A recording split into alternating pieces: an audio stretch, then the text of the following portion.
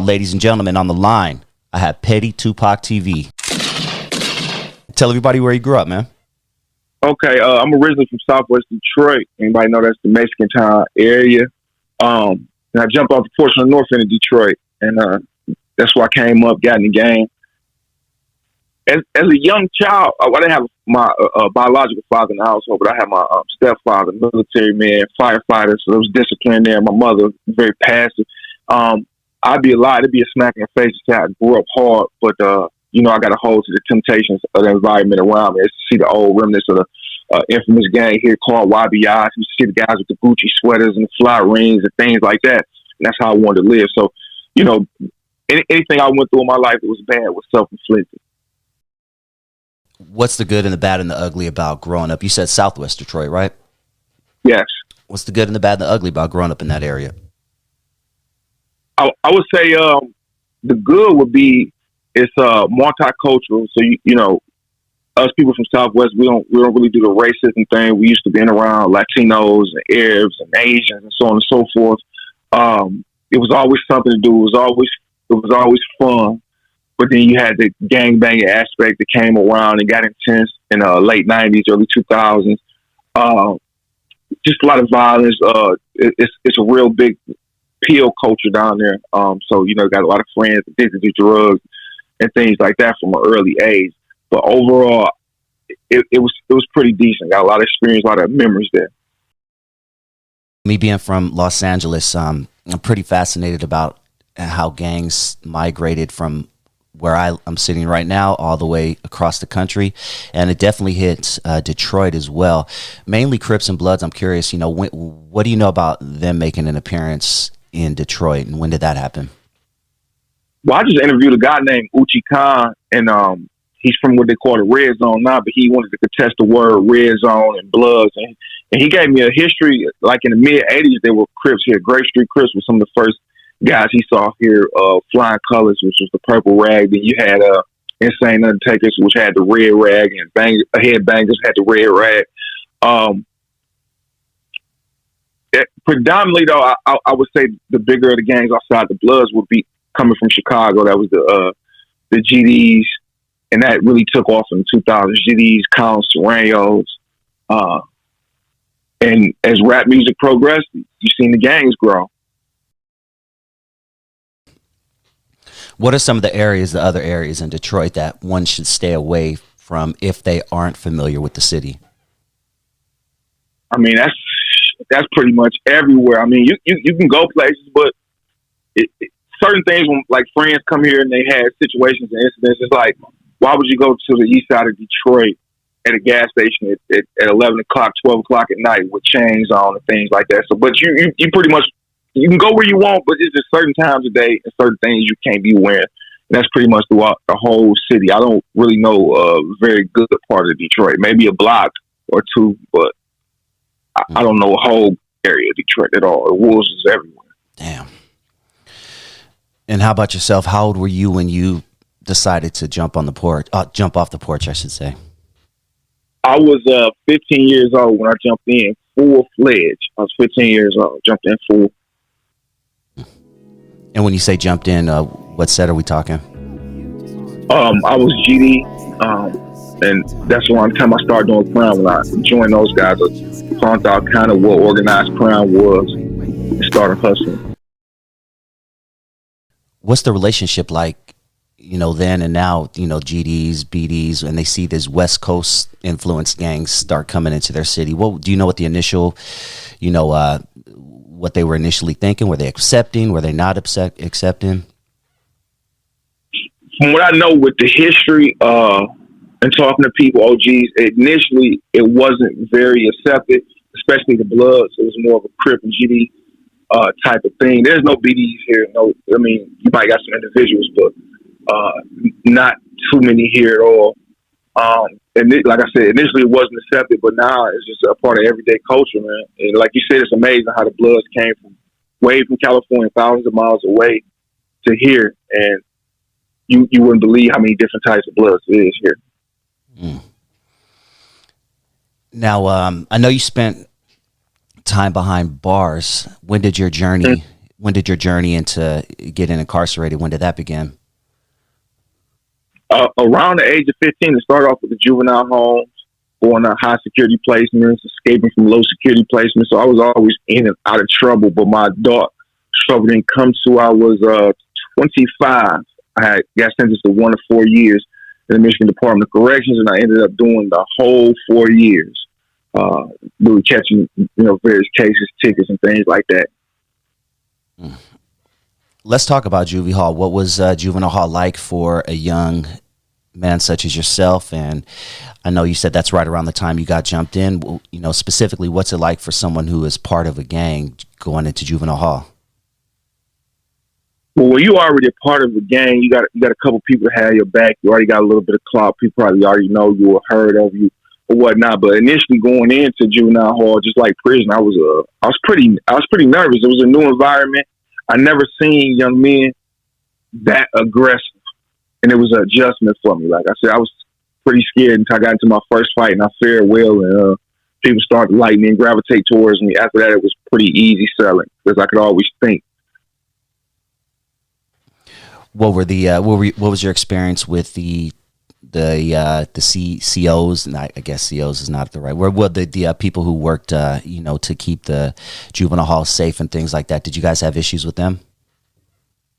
No, I didn't. It was a crazy dynamic of people there. It was some strictly, about the rule book, and then you got others that played loosely. They would, if they liked you, they would bring things in. If they didn't like another inmate, they would, pay food. And at the time, food was valuable there.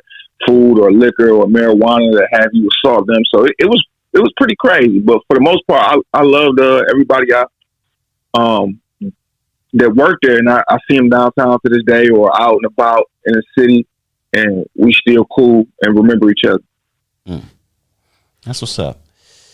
So 15 years old, you do your time in juvie hall, you get out. What's next for Petty Tupac? Yep, I do 2 years, 2.5 years in juvenile. I get out. I'm pretty smooth selling, living a normal life for about a year and a half, and slowly but surely, when you hang around the same people, you reintroduce to what you were doing in the streets. And I went back. I reverted, and ended up going to prison a short time later. Now, I want to talk about some of your videos, ones that I didn't watch specifically, but the titles caught my eye, and I would love for you to go a little bit more deep into it. You have a video titled "What They Don't Tell You When You're Joining a Gang. They Don't Care About You Going Home." Can you break that video down? Yeah, I've done multiple videos just warning the youth on different scenarios when they join the gang, because they don't tell you everything. They make it so they glamorize it. See, we got your back. We doing this. We trying to do this. We trying to better the community. So they tell you all this BS. But when you join, a lot of people become crash test dummies. And I've seen situations in prison where men were about to go home, had their parole, and they didn't jump in a fight or didn't retaliate when they were told to. And they end up getting stabbed or stabbed by outside source the gang hired because they wouldn't follow directions. So, basically they don't care if you're going home. When it's on the floor, when it's people mad, when they're trying to protect the reputation, you have to sacrifice that. So I know guys that, had 1 to 10 and they're on their 8th year, because when the gang call you, your number get pulled, you got to go. You got to do what you got to do. So to anybody out there that's listening, it's at-risk youth for thinking about joining gangs, it's not all what it's cracked up to be. When it's time to put in that work, you're going to have to put in that work. Thank you for saying that, because that's the number one mission with my channel, is to keep kids off the streets, and to keep them out of prison or an early grave. And that's what that's why your content caught my eye, and I see you're on that same mission. So once again, I just want to appreciate you for doing that, because there's so much bullshit on YouTube right now of people going the opposite direction and glorifying this shit, and it's cool and this and that, and you're telling it straight like it is. This is bullshit. Don't join this life. Exactly. Which leads me into another video with the title that caught my eye. Being a gangster was the worst mistake I ever made in my life. That's a deep top title. Break that down. Yes, worst mistake I ever made in my life by far. I ruined a lot of relationships. I missed a lot of time with family. All the hurt, the pain, the deceit, the betrayal, the being shot up in the hospital, having to watch my back everywhere I go. I can't go to places that I like much without looking over my shoulder. I don't see too much benefit from it besides I had got a little money at the time, a little notoriety. It was just the worst mistake I ever made in my life. I regret it every day. I showed a lot of fidelity to men I shouldn't have. And the streets just not initially what I thought it was. It's very, very different. And it get interested and people don't see that. How soon or late, depending on how you take it, did you realize that this life is for the birds? This is not going to, there's no future in this. I'm either going to be dead or in jail.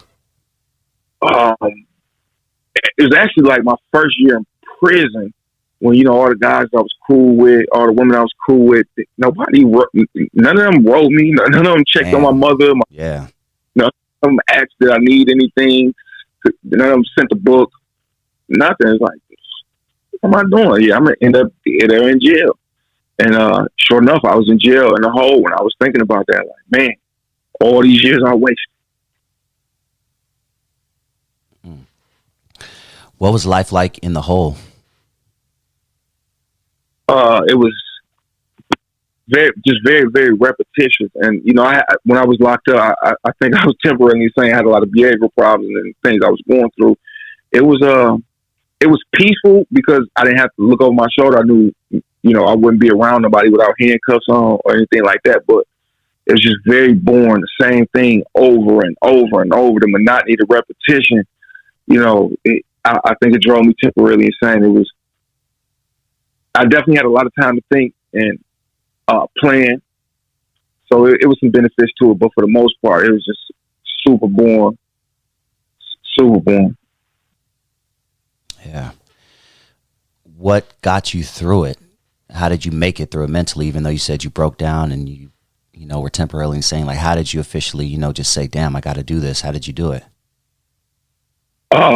You don't really have a choice, but after I had my small breakdown, I just started just doing things to occupy my time, writing poetry or maybe some raps and long detailed game plans, studying religion. I said I'm just going to utilize this time to sharpen my mind. So that's how I pretty much got through it, just doing it and occupying my time. Now, I've heard of level 4 prisons out here in California. I've never heard of level 5. And then again, I'm a civilian, never stepped foot behind bars. But you have a video about your experience in level 5. You said you thought it was going to be super gangster, but it was more like, and then you put ... What was level 5 prison like for you? Like I said, initially heading into a level 5, they got the top gang members up there. They got the top shooters. I thought it was going to be like mafia style, very organized, respectful, because everybody playing by the highest rules. But when I got there, I'm like, this really is a nut house. I never seen men smear feces all over their body or mix feces with mustard and paint murals on the wall. Guys pulling out their hookup every day on anybody who walk past their cell. Screaming all night, slamming on lockers. I'm like, damn, this really just a nut house that they put you in, because here in Michigan, they closed down a lot of the mental institutions and started sending people to prison. But some of those guys, I don't think they deserve to be there. They needed somewhere getting some special attention and treatment to adapt with reality or something like that, man. It was pretty bad. Mm. You have another video where you go into detail of why prison is such a horrible place. Break down for these kids out there who are living the life that you were living when you were 15, 16. Talk to them about the most horrible things about prison, the smells, the bunking with another dude, the not seeing the women. Talk to me about just the horribleness of prison. Well, yeah, you on point right there, man. Smells horrible. Super hot all the time or super cold. It's never the right climate. Everything you do, you have to have permission to do it as a grown man.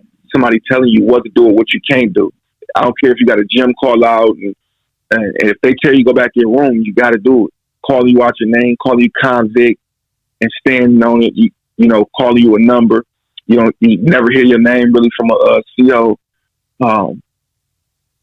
Definitely bunking with another man, and you in a room the size of a parking space with another man. The toilet in there. You got to eat where you defecated. Like, who would want to go through that? Stiff necks, hard legs, none going up, predators running around, people fighting over soups. That's just a horrible life to be living, if you ask me. Yeah. When did you change, man? When did the light bulb hit and you're like, all right, it's time to go in a different direction and leave this street life behind? I would say that would be 2 years ago, officially. Like, I'm done with this. I'm done with it. I was just sitting thinking, you just reflect back in your life, man. I fell in every statistical category the stereotype was: going to prison, being shot, gang banging, no biological father in the home or a relationship with him. So I'm like, man, I don't want to keep going through this, nor do I want to put my daughter through this, because she's coming of age and she's remembering these things now. So that's the point. I was like, you know what, I'm going to have to change. And I'm definitely going to spread the word about the change and why not to go through the things I've done. And once again, if you guys are interested in some really good content, check out PETTYTUPACTV. He tells his story. He interviews other cats and who tell their story. And it's some really, really good content. PETTYTUPACTV. Let's talk YouTube, man. How did you get into YouTube? I had came home and I had gained access by mistake to my old account. And I had a video up of a guy named Cali Muscle out in California that I had posted 6-7 years prior, and it was at 1 million views. And then I was looking at his content again. I'm like, you know what? I'm gonna take a shot at this. And I did one video, didn't do much, but people were in the comments saying do another one. So I did like 2 more, and one of them just took off, and I was getting thousands of followers. So I'm like, yeah, I'm gonna keep doing it. And then when they gave me the monetization status to get paid for it, I'm like, you know what? Let me do this a lot more. So that's how I basically got into it. Watching Cali Muscle, very influential in that. That's dope, man. I like hearing stuff like that. So your last bid officially got out 2 years ago, you said about? Oh, no. The last time I got in trouble was 2 years ago. Gotcha. I got out in 2018. Gotcha. That was years ago. Gotcha. Okay. Cool. Yeah, what are your thoughts on this current state? You know, being in it for, a couple of years now? Is it safe to say you've been doing YouTube? Yes. Okay. What's your thoughts on the current state of YouTube, specifically the genre that a lot of people would place us in, the black genre, the brown genre, the whatever, prison genre, gang genre? What are your thoughts on the current state of YouTube? I like it. It's interesting perspectives from everybody who did time over the country, the different type of jailing it is. I think it's very, very, very interesting. And I think a lot of it is real. We get some real guys to starting to do it. But I never see any of us really go to the next level like a Cali Muscle. So I would like to start seeing that, or maybe lead the way trailblazing, just going to a different level with it. Like 1090J, for example. But to do it without doing what he do, because you definitely got to live looking over your shoulder doing what he do. Oh, yeah. Yeah, he's doing a good thing, but he's upsetting a lot of people with pulling out their paperwork. Oh, yeah, for sure. Then you got skeletons in his own closet. But, yeah, when you pull out that paperwork on people, I learned that in prison. Even if a guy is a snitch or a rat or whatever you want to call him, if he like that, he really like that, people going to make every excuse in a book to why that paperwork is not valid or why he did it. And you know, you think you're exposing somebody and turn his homies against them, but no, you just make them really turn up on you. So you got to be real careful with that. There's been a lot of that on YouTube. Just this past year alone, a lot of, quote, paperwork parties and people being exposed and people being accused of snitching. And it even goes back to 5-6 years ago when Tekashi 6ix9ine took the stand after rolling with the Bloods in New York. And, you know, and now it seems kind of normal. I don't know, the goalpost is always being changed when it comes to snitching nowadays. I guess back in the day, there was a definitive line. We knew what snitching was. Nowadays, I don't even know, you know what I'm saying? But what are your thoughts on this whole snitching culture that we seem to be living in right now? I look at it a little bit different. When I really sit back and realize what's going on, I feel like people pick and choose too much. A lot of people, they give El Chapo props and stuff like that, but El Chapo, he told on other cartels, and he was working with the government, sending his lieutenants to go work with the government to knock other people lows. It was Alpo. He got out. He told on people. He got out, walked around Harlem like it was. I got a friend here. He got a guy. He's pretty popular too. He got a guy or a couple guys here, natural life without parole, but he still walks around the neighborhood. Nobody done nothing to him because he's really like that. So I look at it like, I guess he had to do what he had to do. I wouldn't want to stay in that cell, for a life sentence anyway. And I think people taking it overboard because you got the Terrence Gangster Williams situation where he told on dead people like, bro, I like you too, gangster, man. If you can't tell on dead people to get out of prison, so it's just all messed up. A lot of people who've never been through those situations or whatnot, they got an opinion. I think it's too commercial now, man. I'm not really looking at a guy no way because he told I'm not going to do a crime with you. So it really don't matter to me. Yeah, that's a good perspective. Who are some of the YouTubers that you enjoy their content? Definitely Cali Muscle. Who else do I like? Blood on the Razor Wire tells some good stories. Bunky Pound, very positive, tells some great stories all the time. And definitely Al Prophet. He do the American Gangster true crime stories or whatnot. I don't think he ever been locked up, but he still got some great content. Yeah, shout out Al. I had Al on my show like 5 years ago, man. Oh, for real? Yeah, okay. I went to his apartment and did an interview with him and everything, man. He's a good dude. He lives right here in LA. Shit, a stone's throw from, well, last time he did. I haven't talked to him in a minute, but yeah, shout out to Al, man. It's been a long time. I got to check in on dude. Yeah, I think he's still in LA. Yeah. You know what? Talk to me about some of these big YouTube sensations, for lack of better words, good, bad, or whatever. But, the people like, are you familiar with the Crip Max of the world and the Charleston Whites? I'm sure you being in the YouTube game. What are your thoughts? Let's start with Charleston White. What are your general thoughts on Charleston White? I think he go overboard sometimes with that, saying F dead babies and dead people, stuff like that. He go overboard. But I agree with like 85, 90% of the stuff he say. All he doing is holding the mirror up in front of rappers' faces, on them how they act. Even with the thing he did with Free Eric Holder, if you think about it, according to the street rules and standards, somebody accused Eric Holder of snitching, and they didn't have the paperwork, and it was just an assumption that they was throwing out there. He handled business.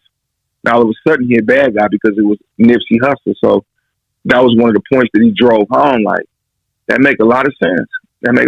Rappers say, you put something on my name, I'm going to do something to you, the streets like that also. He just holding the mirror up in front of people's faces, and they don't like it. They don't like it at all. But I agree with a lot of stuff he said. That's another one I had on my show.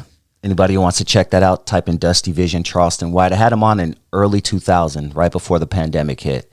Before most of the world knew who he was, before all of this stuff, that he's known for now. And that's what attracted me to him was his initial message, which was just what you were talking about, holding the mirror in front of not only rappers, but black people, period. You know what I mean? Saying, this is the bullshit that we're doing. We need to fix our lawn before we start talking about other people and things like that. He did lose me once he started dissing the Nipsey Hussles and just the nastiness of the stuff he was saying. But if he would stick to that core message that he had 3-4 years ago that made me like him when I first saw him on Facebook, and then he became this big YouTube star, that would be great. But the only way to catch attention nowadays is to go overboard, and it seems like that's what he's doing. Another thing that caught my attention with him also was the fact that he supported Donald Trump. I'm not a Democrat and I'm not necessarily a Republican, but I think the current administration we have in office right now is doing harm not only to the country, but specifically to the inner city. Just my personal opinion. But I know you have strong opinions and you support Donald Trump. You actually have a video as well, I do believe, a couple videos on your channel where you're showing your support for Donald Trump. But tell everybody why, as a black man, you support Donald Trump. I like the First Step Act that he initiated. 90% of the people affected by it was African Americans, allowing people to get less time on their minimum sentence for drug charges. So I love that whole prison reform step that he took, because it's definitely a lot of mass incarceration going on. It's definitely black people getting more time than their counterparts. So I love that. I love what he did for NAACP with the loans. I love what he did for the historical black colleges with more funding and refinancing things. So those are some of the few reasons that I like him. Just the transparency. You always knew how he felt. He didn't take 30 seconds to start answering a question. And it was all about America. When he was attacking the companies that outsource their jobs to other countries so they can pay less, he was bringing jobs back here to America. It was all about the people. He was a real patriot. I believe he falls in the nationalist type of category, and he could go up there and compete with the best of them. Guys just love, like Vladimir Putin, because he was strong. Yeah. What do you say to people who call us sellouts because we are people of color who support or don't necessarily fall into the lines of supporting the Democrat Joe Biden? What do you say to people who call you a sellout, call you an Uncle Tom, a house nigga? They got to do their homework. We all been, well, I wouldn't say all, but a lot of us, especially in the inner city, who grew up in the ghettos, we all been brainwashed to believe we Democrats, and we got to go with what the majority of the people pushing, because the media project this type of stuff on us. But if you really do your research and you compare administrations, it's not even really comparable. It's laughable, man. The way the economy and the inflation. But you just look at the inflation. Look what you're paying for groceries right now, and then look 4 years ago. It's simple to see. People just got to. I ask people all the time. They used to see me with a Trump hat on. Oh man, you like Trump? I said, what? Why you don't like?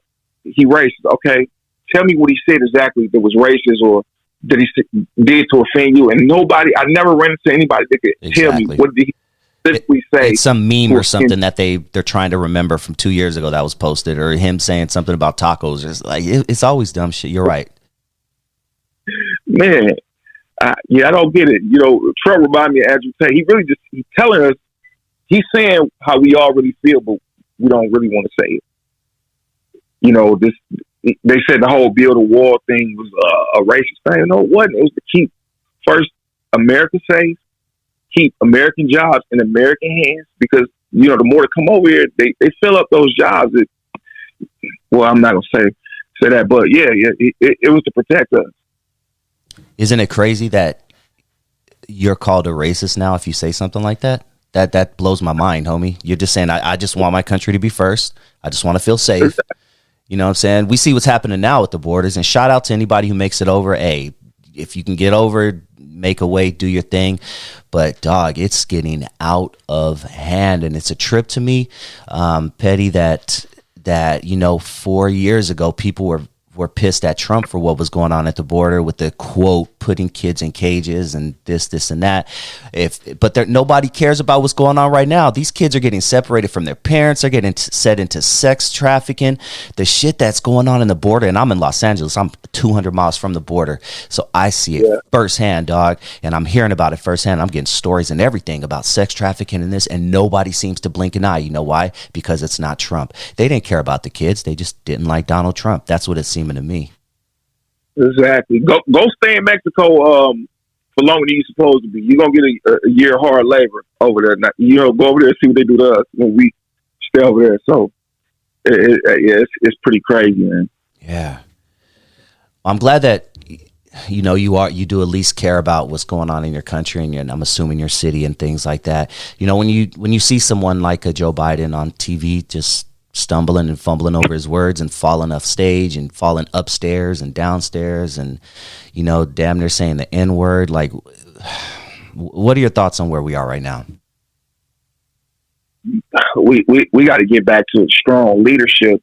I've seen a few of the Republican candidates. I'm not really feeling it, but I just think we're in a bad state. I'm not sure his chances anymore after all this stuff, with him being arrested and all these allegations about paperwork at his house. But it'd be nice to get him back there.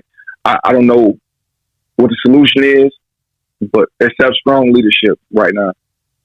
Yeah. Well, I got one more question for you, then I'll let you go. And before I do let you go, I'll let you promote anything you have going on. But I want to wrap it all up in a nice bow, man. Take yourself back to 15 years old. If you could hypothetically talk to a 15-year-old Petty Tupac who's just thinking about getting into this life, stepping foot into the streets, not knowing what's ahead of them, what would you say to a 15-year-old you? I would definitely say it's not worth it at all. You're going to waste a lot of time in your life, and you're going to have a lot of regrets. Work hard now, you can play later. If you play now, you're going to be working way harder later.